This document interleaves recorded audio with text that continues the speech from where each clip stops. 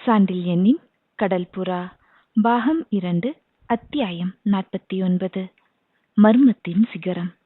மஞ்சள் அழகியை பற்றிய மர்மம் ஒன்று இருப்பதாக கூறி அதை விளக்க முற்பட்டு இளைய பல்லவன் இருந்த இடத்தை உற்று நோக்கியதும் உதடுகள் அடைக்க விழிகள் மலைக்க சில வினாடிகள் பிரமித்து விட்ட பலவர்மன் திடீரென இல்லை இல்லை அது இல்லை, அதுவாக இருக்க முடியாது என்று கூவிக்கொண்டே வெறி பிடித்து இளைய பல்லவன் மீது புலி போல் பாய்ந்து விட்டான் என்றால் அதற்கு காரணம் இருக்கத்தான் செய்தது. மஞ்சள் அழகியின் மர்மத்தை விளக்க அவன் முற்பட்ட மாத்திரத்திலேயே இடைக்கச்சையிலிருந்து இளைய பல்லவன் எடுத்த சாவியை கண்டதும் அது தன் கழுத்து சங்கிலியில் தொங்கிய தனது இரகசிய பெட்டியின் சாவியே என்பதையும், இரகசிய பெட்டியின் சாவி இளைய பல்லவன் கைக்கு மாறிவிட்டதாகையால் இனி ரகசியமும் அவன் கைக்கு மாறிவிடும் என்பதையும் அறிந்ததாலும், அப்படி அந்த பெரும் ரகசியம் கை மாறிவிடும் பட்சத்தில் தான் சிறகொடிந்த பட்சிக்கு சமானம் என்பதையும் உணர்ந்ததால் பிரம்மைக்கும் வெறிக்கும் உள்ளானான் பலவர்மன். அந்த சாவியை எப்படியும் பிடுங்கி தன்னையும் தன் பலத்தையும் காத்து கொள்ள வேண்டும் என்ற ஆத்திரம் அவனை அடுத்த செயலுக்கு உள்ளாக்கி இளைய பல்லவன் மீது பாய வைத்தது. மிகுந்த வேகத்துடனும் வெறியுடனும் திடீரென தன் மீது பாய்ந்துவிட்ட பலவர்மனை கேவலம் ஒரு குழந்தையை சமாளிப்பது போல் சமாளித்த இளைய பல்லவன் வாள் பிடித்த வழக்கரத்துக்கு வேலையளிக்காமலே சாவி ஏந்திய இடக்கையாலேயே பலவர்மனை தரையில் தள்ளிவிட்டான். அப்படி தள்ளிய பின்பும் எந்தவித ஆத்திரத்தையோ கோபத்தையோ காட்டாமல் வெறியை அடக்கிக் கொள் பலவர்மா, வெறியால் உலகத்தில் எந்த காரியமும் நிறைவேறுவது இல்லை. விஷயம் தலையை மீறி போகும் சமயங்களில்தான் நிதானம் மனிதனுக்கு அவசியம். எழுந்து பழையபடி ஆசனத்தில் அமர்ந்து கொள் என்று போதிக்கவும் செய்தான் படைத்தலைவன். போதனையை ஏற்றுக்கொள்ளும் நிலையிலோ விஷயங்களை அலசி ஆராய்ந்து பார்க்கக்கூடிய நிலையிலோ இல்லாத பலவர்மன் கீழே விழுந்தபடியே ஒரு கையை தரையில் ஊன்றிக்கொண்டே தலையை நிமிர்ந்து மீண்டும் மீண்டும் படைத்தலைவன் கையிலிருந்த நீண்ட சாவியை கேட்டான். அது என் சாவி, கொடுத்துவிடு என்று அர்த்தமில்லாமல் கூவவும் செய்தான். இளைய பல்லவன் விழிகள் அந்த வஞ்சகனை நன்றாக ஆராய்ந்தன. இது உன் சாவி அல்ல பலவர்மா, இல்லாததை நினைத்து மனத்தை அலைகழித்துக் கொள்ளாதே என்று ஏளனமாக சொற்களும் உதிர்ந்தன படைத்தலைவன் உதடுகளிலிருந்து. அந்த வார்த்தைகள் பலவர்மன் பலவீன இதயத்துக்கு அமுத தாரையாக இருந்தன. என்ன, என் சாவி அல்லவா என்று கேட்டுக்கொண்டே தள்ளாடி தள்ளாடி எழுந்து நின்றான் அக்ஷயமுனை கோட்டையின் தலைவன். அல்ல, உன் சாவி அல்ல இது, வேண்டுமானால் கழுத்து சங்கிலியை பார் என்றான் இளைய பல்லவன் பதிலுக்கு. பலவர்மன் மட்டும் சாதாரண நிலையில் இருந்தால் கழுத்து சங்கிலியில் சாவி இருப்பது இளைய பல்லவனுக்கு எப்படி தெரியும் என்று தன்னைத்தானே கேட்டுக்கொண்டிருப்பான். அல்லது இடும்பனுடன் தான் பேசியதை படைத்தலைவன் கேட்டிருந்தால் அவனுக்கு அதை பற்றி தெரிந்திருப்பதில் ஆச்சரியம் இல்லை என்றாவது அறிந்திருக்கலாம்.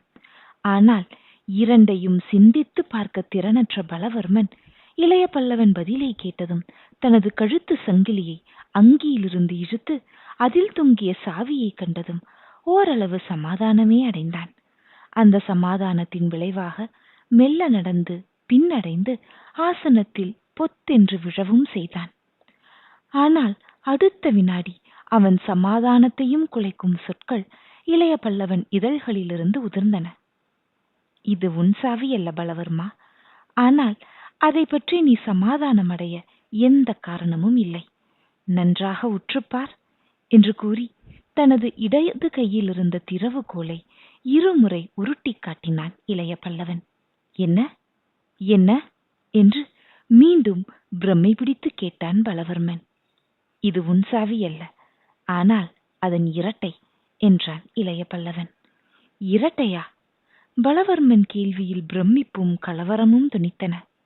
ஆம், அதன் இரட்டை பிறவி என்றான் இளைய பல்லவன். எப்பொழுது பிறந்தது என கேட்டான் பலவர்மன். நீ என்னுடன் குடித்து மயங்கி விழுந்தாயே, நினைப்பிருக்கிறதா என கேட்டான் இளைய பல்லவன். இருக்கிறது என்றான் பலவர்மன். அன்று பிறந்தது. என்று பதிலுரைத்தான் இளைய பல்லவன். என்ன எனக் கேட்டான் பலவர்மன். ஆம் பலவர்மா, அன்று இந்த அறையில் உனக்கு மது ஊற்றிக் கொடுக்கவில்லை நான் எனக் கேட்டான் இளைய பல்லவன். ஆம், கொடுத்தாய். நன்றாக நினைவிருக்கிறது எனக்கு. மது குப்பியொன்றை கையில் பிடித்துக் கொண்டு நீ தள்ளாடி தள்ளாடி வந்தாய். என்னையும் குடிக்கும்படி மன்றாடினாய். குடித்தால் பெரும் ரகசியம் ஒன்றை வெளிப்படுத்துவதாய் உளறினாய் என்று மேலும் ஏதோ சொல்ல போன பலவர்மனை இடைமறித்த இளைய பல்லவன், அது உளறல் அல்ல பலவர்மா என்று உறுதி நிரம்பிய சொற்களை கொட்டினான். உளறல் அல்லவா? பலவர்மன் கேள்வியில் ஆச்சரியம் மிதமின்றி ஒலித்தது. அல்ல, உளறல் அல்ல. அன்றுதான் அந்த பெரும் ரகசியம், நீ நீண்ட நாளாக இந்த அறை பெட்டியில் வைத்து பூட்டியிருந்த ரகசியம் வெளியாயிற்று என்று சொல்லி வார்த்தைகளை சிறிது தேக்கினான் இளைய பல்லவன். இல்லை, பொய். நான் குடித்து மயக்கம் போட்டு இந்த மஞ்சத்தின் மீது குப்புற விழுந்து கிடந்தது உண்மைதான். ஆனால் ரகசியம் வெளியாகவில்லை. நான் விழித்ததும் பெட்டியை திறந்து பார்த்தேன் என்று மேலும் பேசப்போன பலவர்மன் சொற்களை மீண்டும் இடைபுகுந்து வெட்டிய இளைய பல்லவன், ஓலை சுருள் அப்படியே இருந்தது என்று முடித்தான். பலவர்மன் விழிகள் பிரமிப்பை கக்கின. இளைய பல்லவன் அந்த பிரமிப்பை கண்டு சொன்னான், பிரமிக்காதே பலவர்மா, நீ அன்று பார்த்த ஓலை சுருள் வேறு. இடும்பனிடம் நீ பேசியதை கேட்டதும் பெட்டியில் உள்ள ரகசிய ஓலையை பார்க்க நான் தீர்மானித்தேன். அதற்காகவே நீ படுக்க செல்லும் நேரத்தில் மது குப்பியுடன் உன் அறைக்கு வந்து மதுவை குடிக்க உன்னை தூண்டினேன். ரகசியத்தை பற்றி நான் சொன்னதும் ஏதோ என்னை பற்றி அறிந்து கொள்ளலாம் என்ற ஆசையில் நீ நான் ஊற்றிய மதுவை அருந்தினாய். அந்த மதுவில் மயக்க மருந்து கலந்திருந்தது என்று. மயக்க மருந்தா? இதை கேட்ட பலவர்மன் மூளை சிதறிவிடும் போல் இருந்தது. இளைய பல்லவன் சர்வ சாதாரணமாக சொன்னான், மயக்க மருந்துதான் பலவர்மா, அரபு நாட்டு மயக்க மருந்து. யாரையும் வினாடி நேரத்தில் உறங்க செய்ய வல்லது. அதன் வன்மையை நீ உணர வேண்டுமானால் அமீரை கேட்க வேண்டும் என்று. நான் அமீரை கேட்க தேவையில்லை என்று இறைந்து கூவினான் பலவர்மன். கேட்க தேவையில்லை, நானே சொல்கிறேன். அந்த மருந்து காலை வரையில் மனிதர்களை உறங்க வைக்க வல்லது, ஆனால் கொல்லாதது. இஷ்டமிருந்தால் கொல்லும் மருந்தை உபயோகித்து அன்றே உன்னை நான் ஒழித்திருக்கலாம். ஆனால் உன்னை போல் நான் கொலைகாரன் அல்ல. ஆகவே தூங்க வைத்தேன். நீ மயங்கி விழுந்ததும் அமீர் இந்த அறைக்கு வந்தான். நான் உன் முதுகின் மீது வேறு மதுவை கொட்டினேன் என்ற இளைய பல்லவனை நோக்கி கேட்டான் பலவர்மன். முதுகின் மீதா? எதற்கு என்று. சேந்தனை ஏமாற்ற என்றான் இளைய பல்லவன் இதழ்களில் இளநகை கூட்டி. சேந்தனை எதற்காக ஏமாற்ற வேண்டும் என கேட்டான் பலவர்மன். அவன் உறுதியற்றவன். எங்காவது உண்மையை உளறிவிட்டால் நீ எச்சரிக்கை அடைந்து விடுவாயல்லவா என கேட்டான் இளைய பல்லவன். எதை பற்றி என வினவினான் பலவர்மன். உன் சாவியை மெழுகு ஒற்றி நாங்கள் அச்சு தயாரித்தது பற்றி என பதிலுரைத்தான் இளைய பல்லவன். அச்சா? எதற்கு என்று சீறிக்கொண்டு எழுந்திருக்க முயன்றான் பலவர்மன். அசையாதே பலவர்மா, முழு கதையையும் கேள் என்று அதட்டிய இளைய பல்லவன் மேலும் விளக்கினான். உன் ரகசிய ஓலையை திருட தீர்மானித்ததும் உன் கழுத்து சாவிக்கு மெழுகு ஒற்றி சாவி தயாரிக்க முடிவு செய்தேன். உன் கழுத்து சாவியை திருடினால் நீ விழித்துக் கொள்ளலாம், விஷயத்தை புரிந்து கொள்ளலாம். அதற்கு நான் இடம் கொடுக்க இஷ்டப்படவில்லை. ஆகவே குப்புற விழுந்த உன் மீது குருதி போன்ற சிவப்பு மதுவை கொட்டினேன். சேந்தனை இங்கு வர சொல்லி அமீர் உதவியால் அவனை உன் கழுத்து சாவியில் மெழுகு ஒற்றி அச்சும் எடுத்துக்கொண்டோம். பிறகு அவனை அறைக்கு அனுப்பிவிட்டு அவன் மதுவிலும் சிறிது மருந்தை கலந்து கொடுத்தோம். சேந்தனுக்கு ஏதும் புரியாதிருக்க அவன் அறையில் வெறும் மெழுகு உருண்டையையும் வைத்தோம். அமீரின் உதவியால் இதெல்லாம் முடிந்தது. மறுநாள் புது சாவி தயாராகி விட்டது. உன் ஓலையை எடுத்து நகலும் எடுத்தோம். உன் ஓலை இருந்த இடத்தில் வேறு ஓலை சுருளை வைத்தோம். உன் ஓலையில் இருந்த விஷயத்தை மொழிபெயர்க்கவும் செய்தோம். அத்தனையும் அமீர் செய்து முடித்தான். அமீரை போன்ற திறமைசாலி உலகில் கிடையாது பலவர்மா. இந்த இடத்தில் இளைய பல்லவன் சிறிது நிதானித்து பலவர்மனை கூர்ந்து நோக்கினான். பலவர்மன் சப்த நாடிகளும் ஒடுங்கி மஞ்சத்தில் உட்கார்ந்திருந்தான். அவன் முகத்தில் கிளி படர்ந்து கிடந்தது. அந்த கிளியை அதிகப்படுத்த மேலும் கதையை தொடர்ந்த இளைய பல்லவன், இத்தனையையும் அமீர் சாதித்தான். சேந்தன் செய்வதை கனவென்று நினைக்க அமீர்தான் ஏற்பாடுகளை திட்டமாக செய்தான். ஆகவே நாங்கள் சேந்தன் உளர முடியாதபடி செய்தோம். மறுநாள் ஓலையின் நகலொன்றை உன் பெட்டியில் வைத்துவிட்டு முதல் நாள் வைத்த வெறும் ஓலையை அகற்றினோம். தந்திரங்களை அடுத்தடுத்து கையாண்டோம். பெரும் துரோகிகளை சமாளிப்பதில் தந்திரம் அவசியமாகிறது. அப்படிப்பட்ட துரோகிகளில், வஞ்சகர்களில் நீ முதன்மையானவன். மஞ்சள் அழகியின் மர்மத்தை ஓலையிலிருந்து புரிந்து கொண்டேன். அவளுக்குரிய ஸ்தானத்தை அவளுக்கு கொடுக்கவும் முடிவு செய்தேன் என்றான். பலவர்மன் முகத்தில் மீண்டும் சிறிது நம்பிக்கை உதயமாகியது. அடுத்து வெளிவந்த அவன் குரலிலும் அந்த நம்பிக்கை துளிர்விட்டது. கருணாகரா என்று மெல்ல பேச்சை துவங்கினான் பலவர்மன். அவன் நம்பிக்கைக்கு காரணம் இளைய பல்லவனுக்கு நன்றாக புரிந்ததால் அவன் உதடுகளில் இளநகையொன்று விரிந்தது. ஏன் பலவர்மா என்று கேட்டான் இளைய பல்லவன் போலி அன்பு துணித்த குரலில். மஞ்சள் அழகியின் மர்மம் பூராவும் ஓலையில் இல்லை என்று பேச்சை முடிக்காமல் விட்டான் பலவர்மன். ஆம், ஓலையில் விஷயம் அரைகுறையாகத்தான் இருந்தது என்று இளைய பல்லவனும் இணங்குவது போல் பேசினான். நீதி விஷயம் என்று பலவர்மன் ஏதோ சொல்ல துவங்கினான். மர்மம்தான் போலிருக்கிறது என்றான் இளைய பல்லவன். மர்மத்தின் சிகரம். பலவர்மன் சொற்களில் லேசாக உற்சாகமும் தொனித்தது. அந்த சிகரத்தை என கேட்டான் இளைய பல்லவன். நீ எட்டலாம் என கூறினான் பலவர்மன். அதற்கு பொருள் உண்டு போல் இருக்கிறது என்றான் இளைய பல்லவன். உண்டு என கூறினான் பலவர்மன். எத்தனை வேண்டும் என கேட்டான் இளைய பல்லவன். எத்தனை என்பதை விட எது என்று கேட்பது பொருந்தும் என கூறினான் பலவர்மன். எது என கேட்டான் இளைய பல்லவன். இந்த அக்ஷயமுனை என பதிலுரைத்தான் பலவர்மன். நான் வெற்றி கொண்டு விட்ட இந்த அக்ஷயமுனையா என கேட்டான் இளைய பல்லவன். ஆம் என ஆமோதித்தான் பலவர்மன்.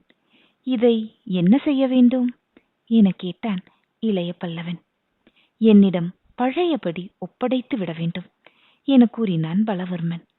ஒப்படைத்தால் என கேட்டான் இளைய பல்லவன். மர்மம் வெளியாகும் என உறுதியளித்தான் பலவர்மன். இல்லையேல் என கேட்டான் இளைய பல்லவன். என்னுடன் மறைந்துவிடும். பலவர்மனின் கடைசி வார்த்தைகள் மிகுந்த உறுதியுடன் வெளிவந்தன. உறுதியுடன் மேலும் சொன்னான் பலவர்மன். கருணாகரா, எந்த நாணயத்துக்கும் இரு புறங்கள் உண்டு. ஒரு புறத்தை ஓலையிலிருந்து அறிந்தாய். இன்னொரு புறத்தை அறிய என் இதயத்தை தான் பார்க்க வேண்டும். என் இதய கதவுகள் அத்தனை எளிதில் திறக்காதவை. நன்றாக சிந்தித்து பார் கருணாகரா. நான் உனக்கு அளிக்கப் போகும் பரிசுக்கு அக்ஷயமுனை ஒரு துரும்பாகும். நான் கொடுக்கும் பரிசு எது தெரியுமா என்று. எது பலவர்மா என்று கேட்டான் இளைய பல்லவன். ஸ்ரீ விஜயத்தின் ஆதிக்கம். நீ எந்தவித கஷ்டமும் படாமலே ஸ்ரீ விஜயத்தை ஆட்கொள்ளலாம். உன் விருப்பப்படி குணவர்மனுக்கு ஸ்ரீ விஜயத்தை முடிசூட்டலாம். இப்பொழுதுள்ள ஜெயவர்மனை ஒழிக்கலாம் என்றான் பலவர்மன். அத்தனை சக்தியுள்ளதா அந்த ரகசியம் என கேட்டான் இளைய பல்லவன். ஆம், அது உன் வெற்றிக்கு அத்தியாவசியமான சாவி. அதை கொண்டு உன் அபிலாஷை கதவுகளை நீ கண்டிப்பாய் திறக்க முடியும் என கூறினான் பலவர்மன். வேறு வழி ஏதும் இல்லையா என கேட்டான் இளைய பல்லவன். இல்லை என உறுதியாக கூறினான் பலவர்மன். இளைய பல்லவன் நீண்ட நேரம் ஏதோ யோசித்தான். யோசிக்க நேரமில்லை கருணாகரா. பொழுது விடியும் நேரம் நெருங்கிக் கொண்டிருக்கிறது. அதோ காட்டுப்பகுதியிலும் கடற்பகுதியிலும் சத்தமும் அடங்கிக் கொண்டிருக்கிறது. உன் திட்டம் வெற்றி பெற்றுவிட்டது. அதை பூரண வெற்றியாக்கிக்கொள். உனக்கு வேண்டியது கலிங்கத்தின் கடலாதிக்கத்தை உடைப்பதும் ஸ்ரீ விஜயத்தை குணவர்மன் வசப்படுத்துவதும் தானே. அதை நான் சாதித்து தருகிறேன். அக்ஷயமுனையை மட்டும் எனக்களித்து விடு. உனக்கு மஞ்சள் அழகியை தருகிறேன்.